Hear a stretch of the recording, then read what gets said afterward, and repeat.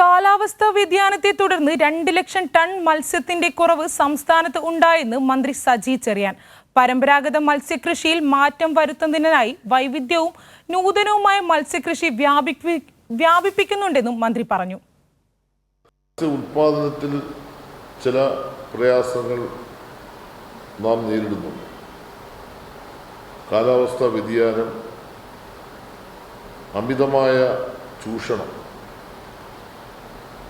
ഇത് മത്സ്യ ഉൽപാദനത്തിൽ വരുന്ന കുറവ് നമ്മളെ ആശങ്കപ്പെടുത്തുന്നതാണ്.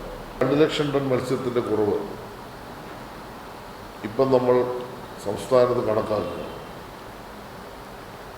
അതുകൊണ്ട് തന്നെ മത്സ്യ ഉൽപാദനത്തിന് പുതിയ മാർഗങ്ങൾ ഉണ്ടാകണമെന്നാണ് ഗവൺമെൻറ് നിശ്ചയിച്ചിട്ടുള്ളത്. നമുക്കാവശ്യമുള്ള ഗുണമേന്മയുള്ള മത്സ്യം സംസ്ഥാനത്തിനകത്ത് തന്നെ ഉൽപ്പാദിപ്പിക്കുന്നതിന് നാം ആവിഷ്കരിക്കുന്ന